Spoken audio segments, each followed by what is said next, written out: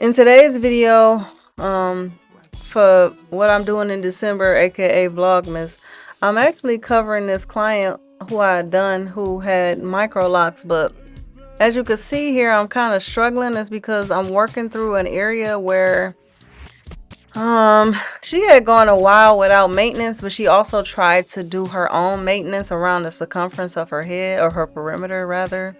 And with that came some knotting because she had tied together or interlocked together some different locks from different areas.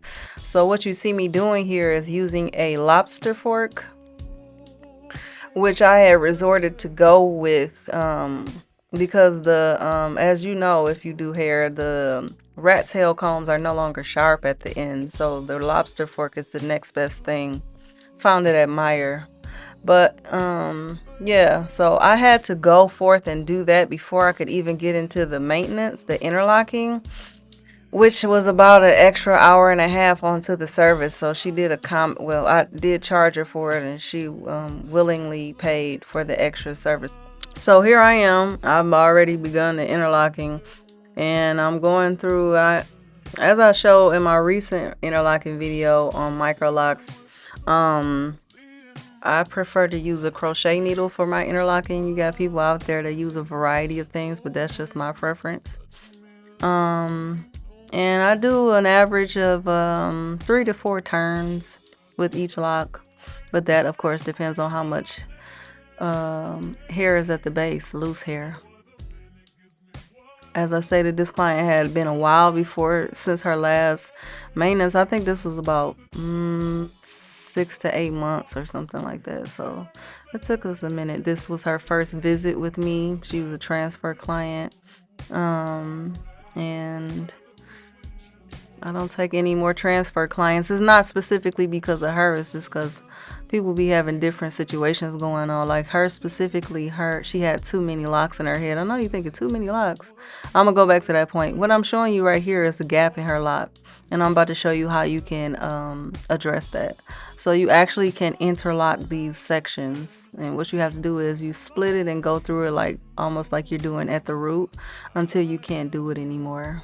And that's what's going to close up that area. It is actually ideal to close it up this way instead of letting it kind of fuse and mat up on its own, because it can be a fat area. And when you have interlocked roots or you interlock your locks, you don't want any fat areas of your lock, because that can be too much that's going through the base, which can cause hairs to break or just a discomfort during your maintenance anyway. But yeah, going back to what I was saying about too many locks, like just this one section I'm working on, that's a lot of locks, and that's sometimes how many locks people have in a whole head of hair. But she had a high density of hair, but a loose curl pattern with like medium to fine strands. So one of the biggest misconceptions out there is like Microlocs have to be like 500-600 or more locks, and it absolutely doesn't. What I'm doing right now is I'm wrapping like the loose hairs around it to kind of give it a more polished look, because her Microlocs were started as 2-strand twists that were interlocked at the base. And if you pay attention to some of these, you could see the 2-strand, like you could see the 2 strands. And I think that's different with like interlocked locks compared to traditional locks that are started with 2-strand twists, because they're being palm rolled.